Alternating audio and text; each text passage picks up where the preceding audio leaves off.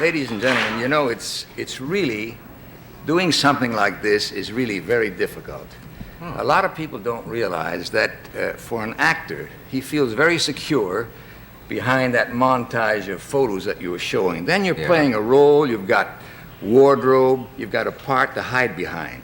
But when you come out like this, you really feel completely naked because you have to be yourself. But I want to confess one thing to you. I must say that Dick Cavett is very helpful because just before I went on, he told me that, he says, look, just to remind you, the chair you sit in is the one that I'm not sitting in. So, I guess I tend to treat actors like dummies. Exactly. I didn't mean to. As a matter of fact, I want to interrupt you again, Dick. You know, you said on your... It's hard for him, but easy for me tonight. You know, you said, I was listening, it was very amusing, and you were jokingly saying you were Kirk Douglas. Now, on my way to the theater tonight, I was rushing because I love to walk in New York. And I was a little late, so I was walking rather fast, and somebody from across the street yelled to me, hey! And he ran across and he said, gee, my favorite actor. And I said, thank you, I'm in a little hurry. He said, you know, I'm so excited and so nervous. He said, your name went right out of my mind. Well, I said, my name's Douglas. Yeah, he says, Douglas Fairbanks, my favorite actor. So it's very important when you say, you know, it's very important when you say who you are. Yeah. You know, but you do have a beard, though, and so there's a little confusion there. I mean, as to whether it's actually you or not, because the... if I wear a beard, Dick, it's because I'm either just going out of a picture or going into another one. Yeah. Right now, I'll be going into a picture that calls for a beard, and I can't stand, you know, one of those false beards. I feel I should ask someone of your stature an important question right off the bat, and so I will. Carol Burnett was here last night and wanted to know how you clean your dimple in your chin.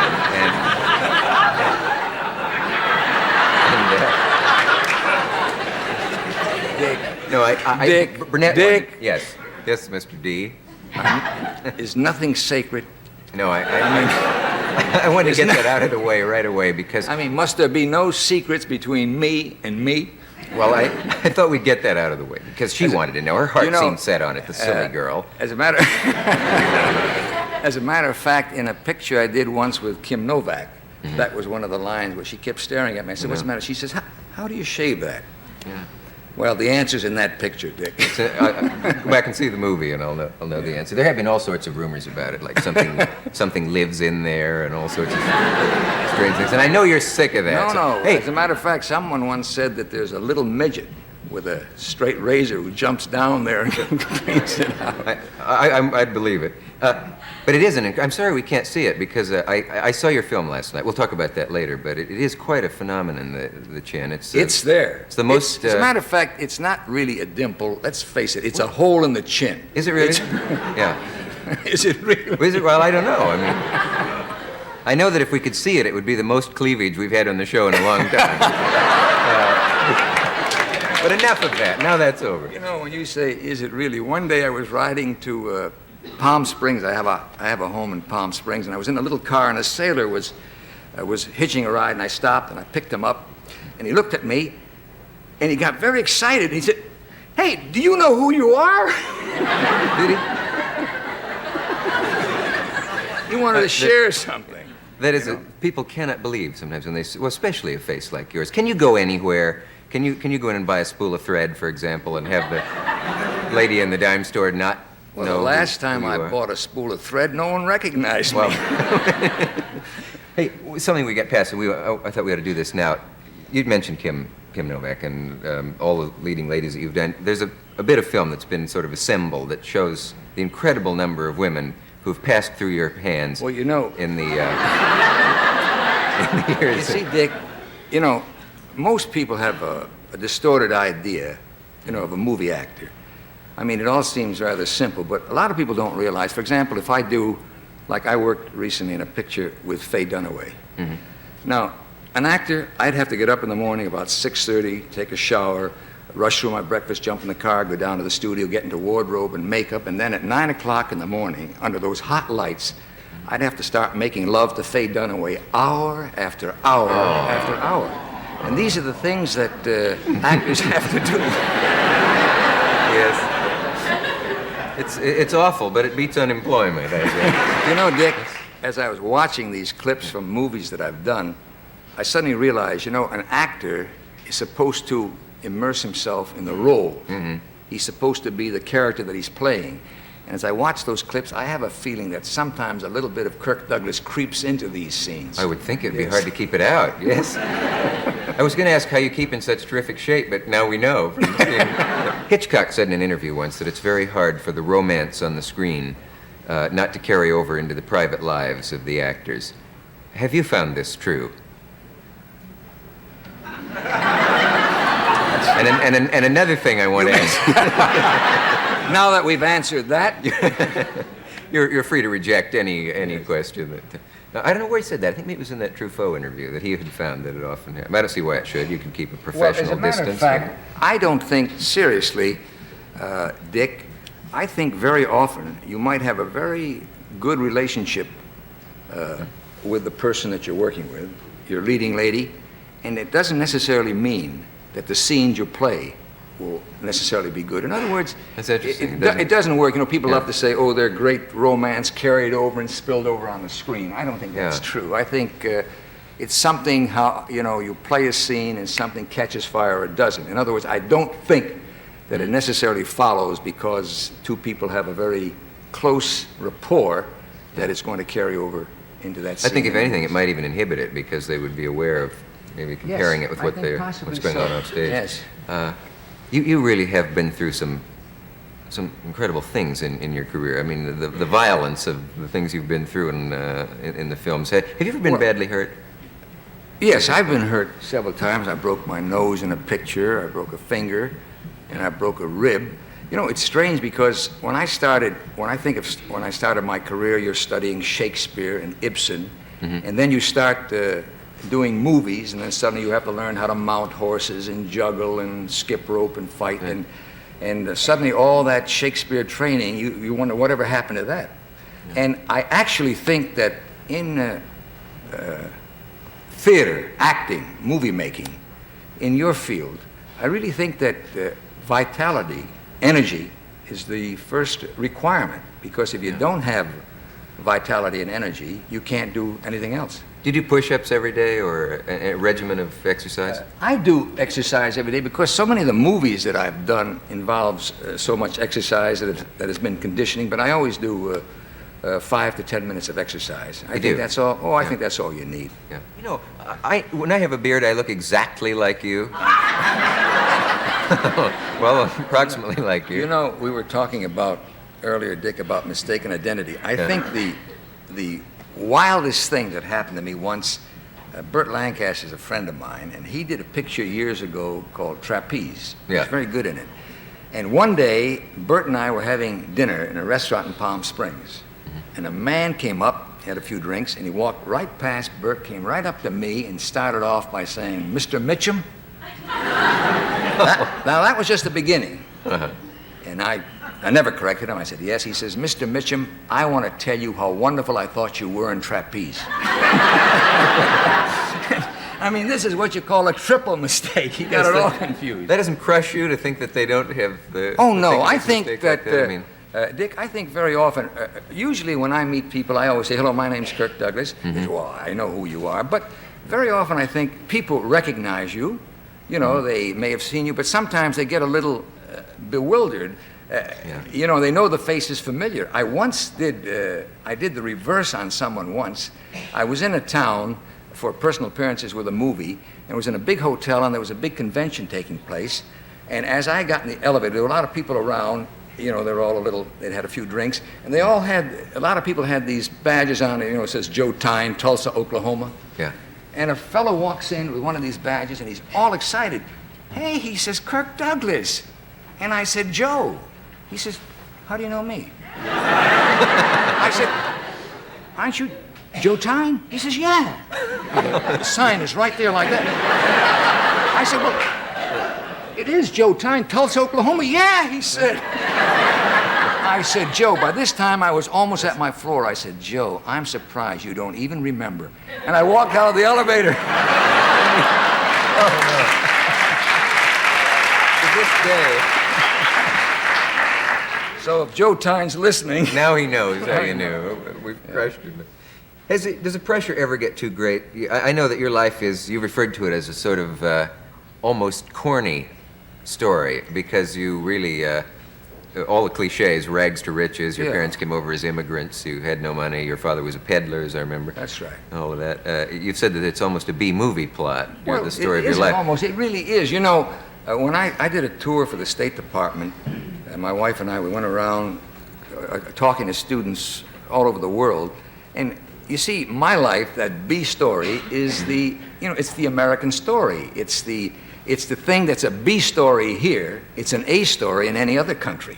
It happens often here, but you go outside of the United States, it doesn't happen very often. I mean, I have many friends whose parents were immigrants, who struggled like I did, didn't have enough to eat, and then they went off to become lawyers, doctors, and then a few go wrong like myself and become actors. Yeah. But it's really a dream come true in a sense, in that cliche sense. Was there ever a time when you really had the dream, I will be a famous actor someday, or did it just unfold? After I graduated from St. Lawrence University, Dick, I was going to the American Academy of Dramatic Arts, studying to be an actor, and I was working as a waiter in Schraff's restaurant. And I remember one night, I had my pocket full of tips, and I was walking down Central Park. I'd had a few beers, and a few of the other waiters, who all would-be actors, were walking down, and I pointed up to the Hampshire House, and I said, one of these days, I said, I'm going to come back to this town, and I'm going to take a suite on the 25th floor, and I'm going to look down at this park. And it was wonderful having this dream. And sure enough, in B-story fashion, years later, I did a picture champion. I came back to New York, and I took a suite on the 25th floor, and I looked down at Central Park, and very honestly, I was rather sad. And I felt as if, I think what happens is when a dream is fulfilled, it leaves with it a certain amount of sadness. So I think that you always have to have another dream quickly to replace the dream. I don't think that... What can you do, though, beyond that? The 28th floor? Or, No, but seriously, you have to always strive. You have to have something that you have to strive for, or you're robbed. I mean, Tennessee Williams deals with this in a preface in one of his books. He calls it the catastrophe of success, in which he explains this feeling that happened to him. And so I think a fulfillment of one dream should be replaced with another dream. Do you dream a lot, by the way? Do I dream a lot? Do you have dreams? Oh, yeah. I have some that would curl your beard. But television is hardly the place to talk about them. But I don't remember. Yeah, I have a corny one once. I don't think I ever told anybody this, but I once was... Do you want to hear it? Listen. Do you have a degree in psychiatry? Can you help me? No, but I'm very sympathetic and I'm a good listener, and I want to hear about this. I was crossing Madison Avenue one time, and I was a really out-of-work actor. I can remember a nickel rolled off the bureau one morning, and it went down where I could never get on the floor. And I thought, that's how poor I am. I'm going to have to walk to work. I was going to take the subway with that nickel and it done. And I was walking around that day, and I was really discouraged. I was making the rounds, and I saw a silver spire on top of a building that the sun hit just right. And I thought, that's a sign that my career is going to take an upward turn. And Where did I'm you going go to come wrong? I don't know. And nothing happened for years after that? No, but I remember thinking, that's like in a movie. There's that silver spire. But seriously, Dick. But now here I am on television talking to Kirk Douglas, and it's an empty experience. No, I tell you, It's like you said. but I tell you, Dick, I tell you why. I tell you why you failed. You see, you heard... Look, Dick, we talk about image. Yes. You see what I mean? Now, I used to come on a television show the way you are. I always wore a tie, a shirt. Yeah. You see, that's the wrong image. Now, you watch the up-and-coming people now. Never wear a tie, never sit, If you took off the tie, seriously, Dick. Oh, I mean it, take off the tie.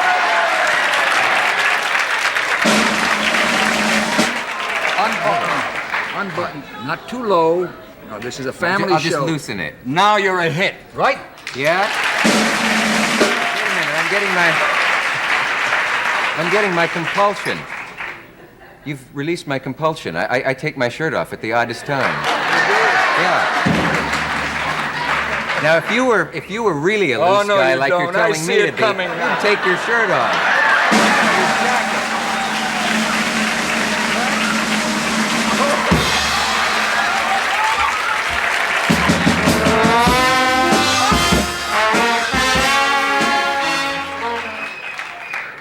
right, I'm not. No, you don't. See a chicken or not?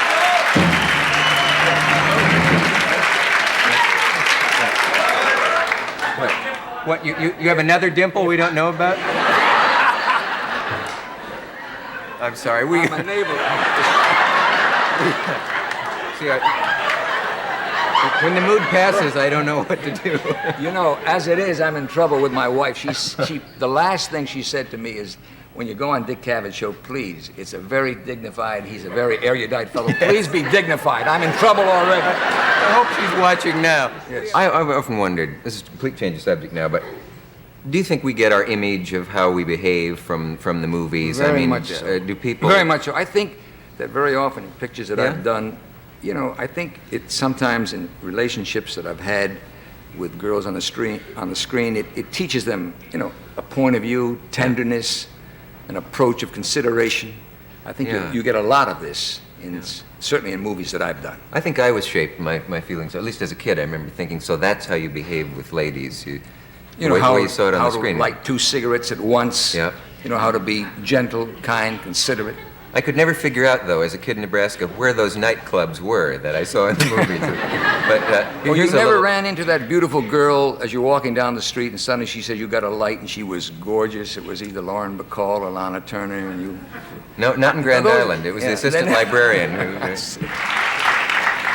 You know, in that scene, it just reminded me when I said 40, I used the address 46 Eagle Street. Well, I used to live on 46 Eagle Street in Amsterdam, New York, when I was a kid. It's a little town upstate. And I remember after this picture, my mother was alive then, and my mother, whose name is Bryna, by the way, is the name of my company now, the Bryna Company. Yeah. And I called my mother up, you know, and I said, gee, Ma, I just signed $1 million contract. She said, but son, are you eating enough? I said, yeah, Ma, I signed $1 million contract. You looked awful thin in your last picture. You know, my mother, a typical immigrant woman, I mean, she couldn't, you know, that was all beyond her A million would be comprehension. All she was inconceivable. concerned about, were you eating enough? Were you putting on enough weight? What did you think when you played a nasty character like that guy? I mean, you have a way of being lovable and hateable at the same time. You know, Well, you know, I really think it seriously bothered my mother. You know, when I played someone like the scene that we just saw in Champion, and I've played, you know, I've always believed virtue is not photogenic, and I think I've always been attracted to a part. I rather play the evil character most of the time than the nice fellow. And I think it really bothered my mother because she would tell people, you know, no, my son's not like that. He's really a nice boy. Well, there seemed to be a period, I was reading back clippings about you and all, where they liked to say that you were not a nice guy. A famous lady columnist, I believe, said that after Well- that movie, which made you, as they say, Well- that you became less than pleasant. Well, as a matter of fact, what she actually said, well, I won't say exactly what she said, but right after the picture, Hedda Hopper, who was quite a character, said, you know, Kirk Douglas, she said, ever since Champions come out, you've become a real SOB. She actually said it. And I said, you know, by this time, everybody had been saying all these things. The minute something happens that's successful, I said, look, Hedda, you're absolutely wrong. I said, you know, I was an SOB before Champion, but you never noticed it. But the point is, Dick, that really, I think the difficult thing is that in movies, no one is equipped to take any kind of success. And if, after a person does his first successful picture, really he doesn't change as much as other people change. Their whole attitude changes toward him, and it's a difficult readjustment. I'm sure you find that readjustment since the time you were looking for that nickel.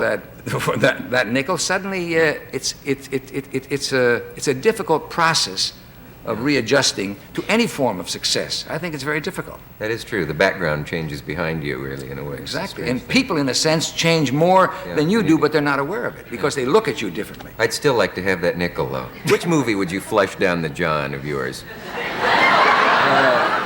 Oh, that's very easy. Oh. I have several that could go that route, but I think the one that I would do the quickest to is a picture called Big Trees. I literally did it for nothing.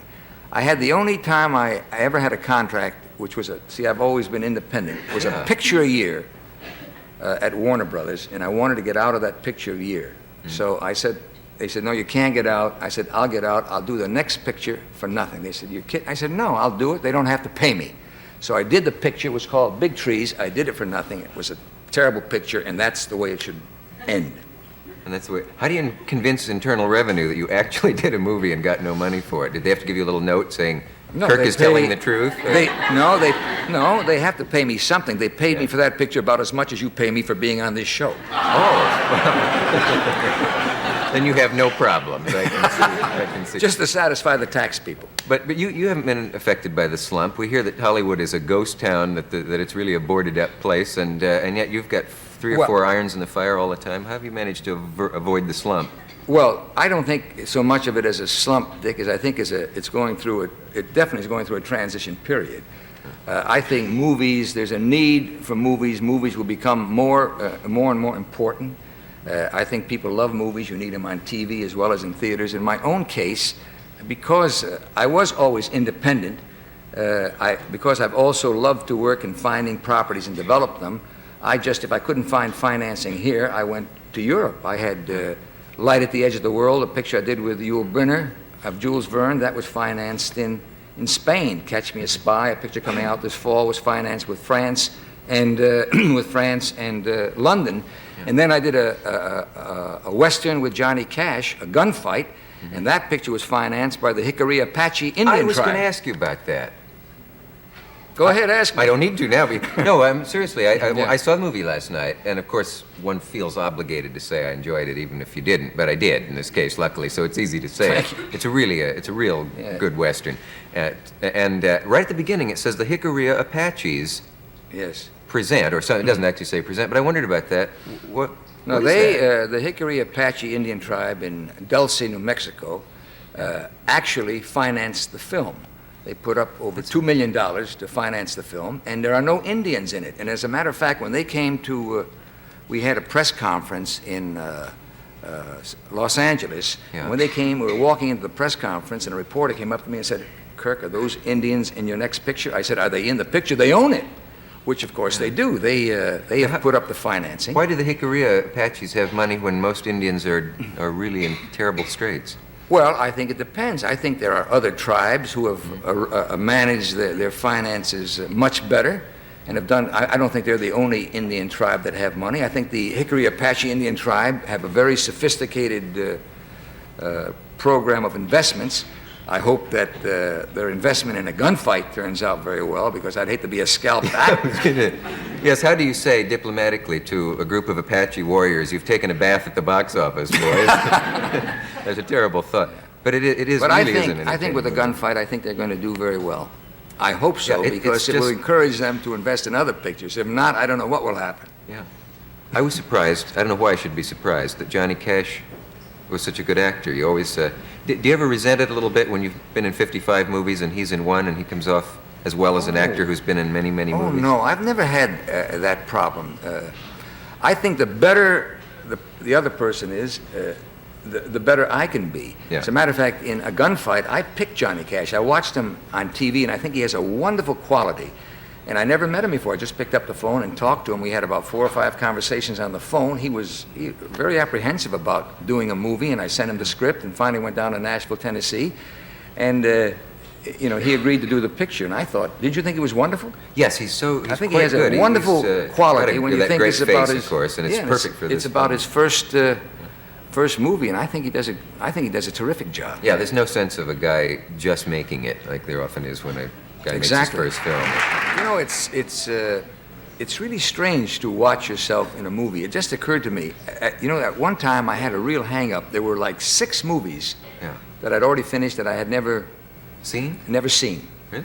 Yeah, I've gotten to the point where I think I've seen, but I rarely. There are very few movies that I can watch myself in. I'm always dissatisfied. As a matter of fact, there's only one movie that I really love watching myself in. It's a little picture called Lonely Are the Brave. Oh, yeah. And when I watch that movie, I say, Kirk, terrific. It's the only movie. I mean, otherwise, it's a funny feeling. Now, in this scene, I really...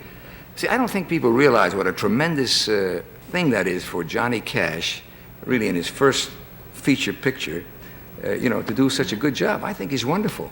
Yeah, After all, I have done a few movies. I love the way he does that line about that. That may be true, but somebody did kill Johnny Ringo. Is that the name? Wonderful. He has a wonderful quality. Why do you look bigger on the screen? Are you as big as you'd like to be?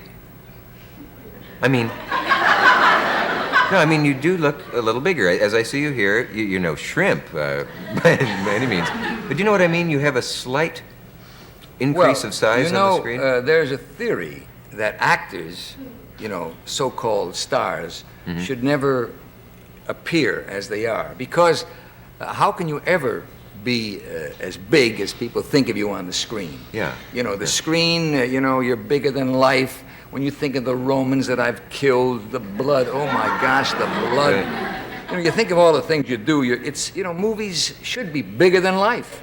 Yeah. So that's why it's difficult when the public is used to seeing you on the screen where one eye can be about 5 feet, and suddenly it's in many ways it's a letdown. I'm sorry to disappoint you, Dick. I really wanted you to. Fine. I mean, if they don't have a bigger version of you, this will do. What is your actual height? 5'11". It is 5'11". Yeah. But you're taller than Richard Burton then. Well, I've never. Yeah. Yeah. So. Is that good? I guess so. I'm ahead of the game? To be ahead of Burton in anything is good. I see. You mentioned you broke your nose earlier, and during the break I asked you how. It was a horse broke it for you. Well, I was doing a horse fall. We're Yeah. talking about, in Europe, with European films, very often they don't do a horse fall. It's dangerous for the horse. But in I'm the sure United they mash States, them up over there. Yeah. oh, it's very often serious. In the United States, a horse is trained to fall. Yeah. And I was doing a picture called Indian Fighter. As a matter of fact, the first movie I did with my company, Bryna, and the first time Walter Matthau worked in the picture.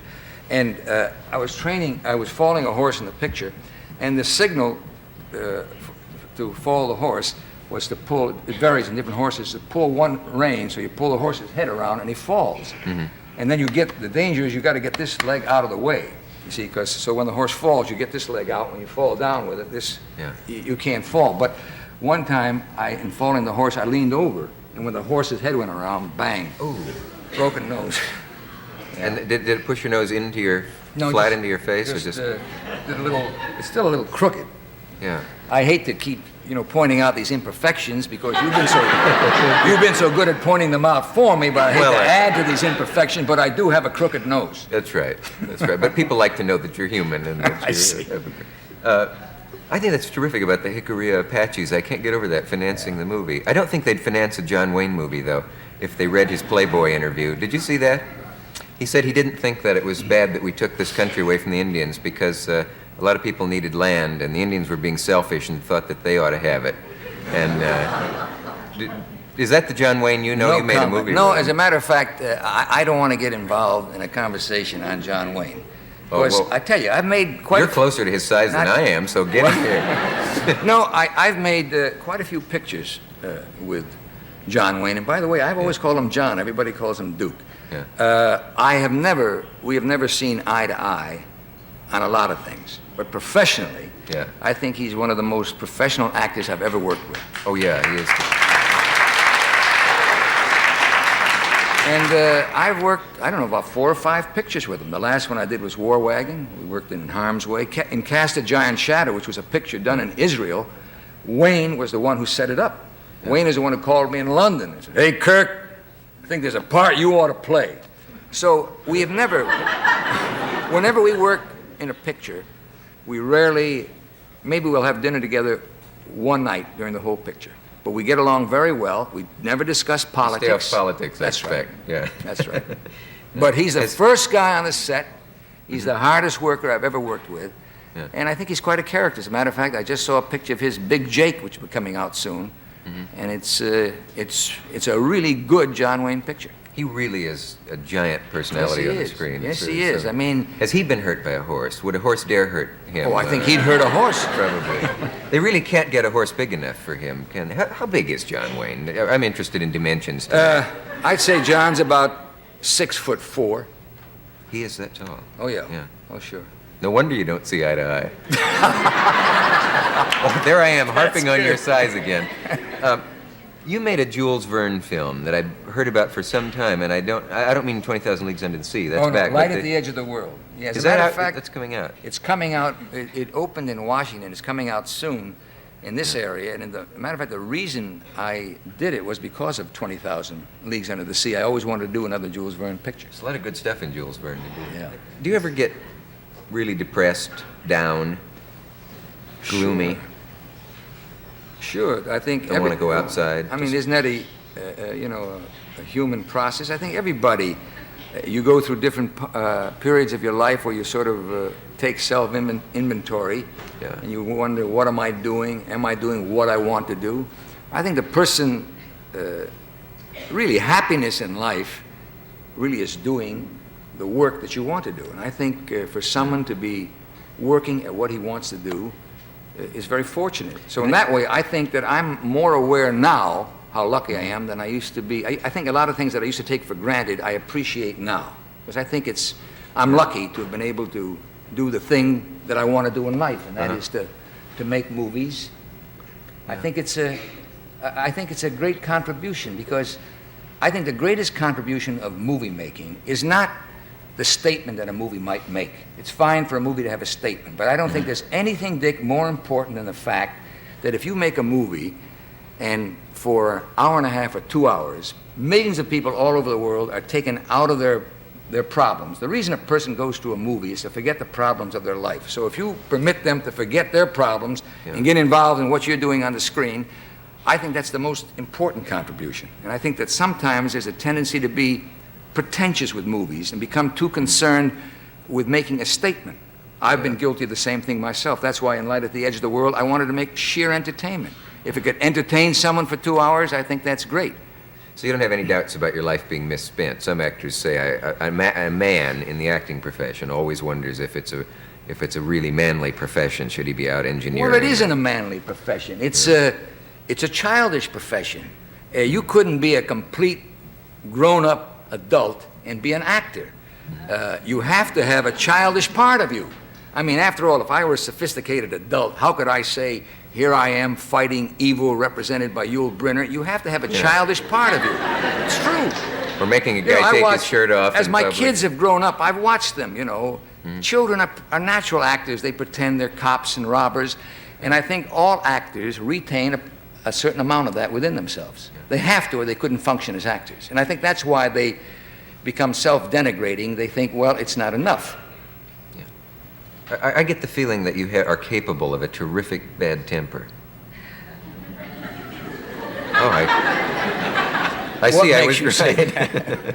No, I do. I have that, and it's probably one of I the don't many see that in things. you. It's probably one of the many things that we have in common. Well, I don't know that I wondered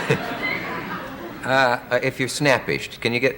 Yes, I think, as a matter of fact, that's been a healthy thing for me. Yeah. I don't think it's given me a very pleasant reputation often, but I think it's been a good escape valve. I think very often I'm too quick to express myself in anger or whatever it might be. It's healthy for me because it lets the steam out, but very often if people don't understand it, you know, it doesn't create a very favorable impression. After you blow up at somebody, do you feel sad? Terrible. Yeah, Terrible. I do too. I bother about, what does he think? Why did I say this? What a bully I was. Yeah. I shouldn't have said that. It's awful. Yeah, I have that too.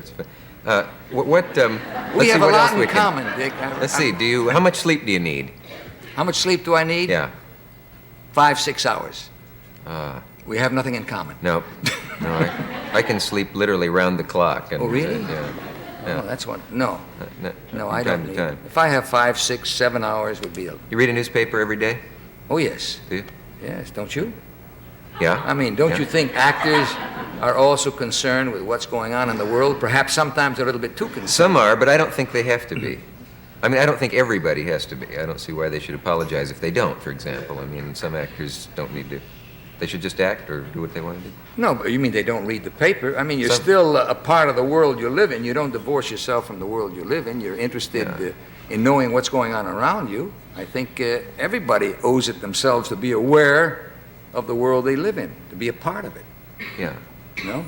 I think it's good if they do. Again, but we don't have anything in I don't common? insist on it. I mean, I think a man could just write poetry if he wanted to, and I wouldn't care if he ever read a paper or not.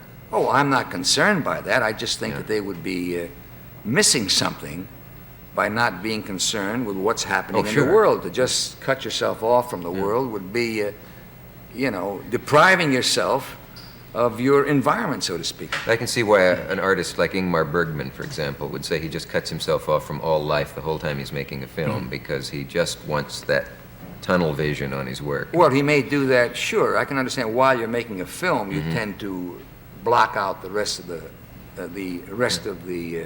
world. I understand that. Yeah. I think that happens to all of us. I think all actors tend to focus just on what they're doing, but that's just for a temporary period of time. Then you have to go back into the world you're living, no? Yeah. What's the closest you ever were to death?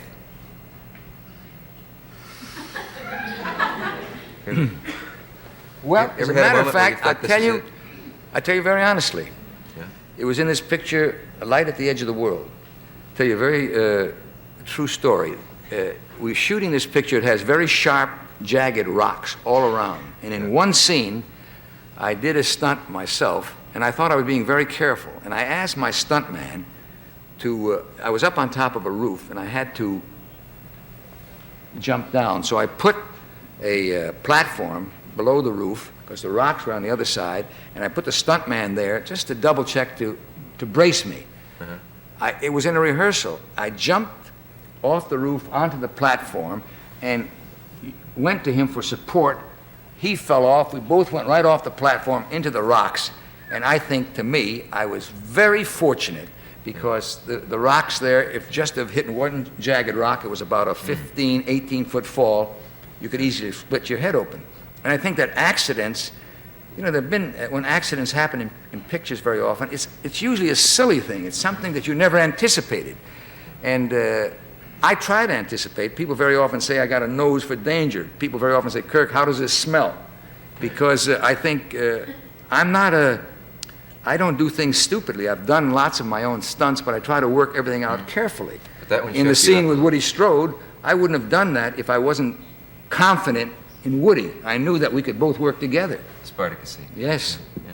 Your son Michael was here one night, and Yeah, yes, I was in he's the Europe star for that of not Summer Hill, but Summer Tree. Summer Tree, yeah. Yeah, as a matter of fact, it was a play. That was a play that I bought several years ago.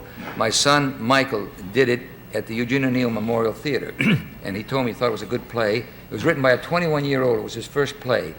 So I bought it, thinking he'd be wonderful, make it his first movie, and it took me 2 years before I could get him into it. He did Hail Hero and Adam at 6 a.m., but I'm proud of Michael. I think he's as a matter of fact, I'm proud of all my 4 sons. I think they all do pretty well. That's good. But Michael's the first one. Michael's my oldest. He's the first one to be an actor. And Eric, my youngest, by the way. He's in Gunfighter. Yeah, he played In my Gunfight. son in a gunfight. Yeah. As a matter of fact, Summer Tree was directed by Anthony Newley.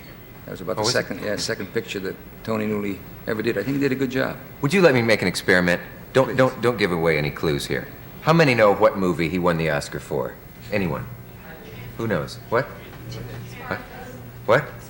Spartacus? Who else has a guess? The Champion? Who else? That's right. Never won. It's interesting. People don't know.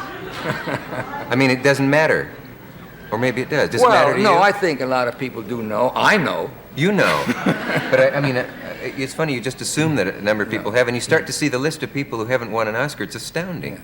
No, They give those honorary ones to make up for it after a while, but No, I've been nominated make any 3 difference? times. But Yeah, you're yes, up all it the makes, time.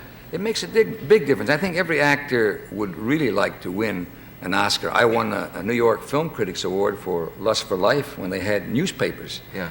But I think you'd like to win. An Oscar has great significance because it's voted on, by the people of your own industry. Yeah. And yet George Scott has made it respectable to turn one down now. Well, I thought George was very wrong. I voted for him because I thought he gave the best performance. Yeah. But I thought George was wrong. And as a matter of fact, I put George in almost one of his first pictures, List of Adrian Messenger. Oh, yes. I thought he was wrong because if you do a picture like Patton, which is done by a big studio, it's done with big money, You have an agent comes in and negotiates the biggest deal you can make for yourself. Then as a result of that, if you're nominated, then to turn against the system, I think is wrong. Mm-hmm. But I'm glad that in spite of that, that George won the Oscar, because I think he deserved it. Yeah, even though he didn't want it. Yeah. Yeah. I won it. Maybe you can get his. We have less than a minute in this segment left. Who got a part you wanted at some point? Well, as a matter of fact, I'll tell you this. There are two people who got I'm Not So Smart. This, again, after all, this whole program was to show my imperfections. I'll give you a few more. Okay. You see, Dick, I'm Not So Smart because I turned down two parts. Both of them won Oscars. What were they? Stalag 17, Bill Holden won an Oscar. Yeah. Cat Ballou, Lee Marvin won an Oscar. I turned them both down. So you can add that to my imperfections.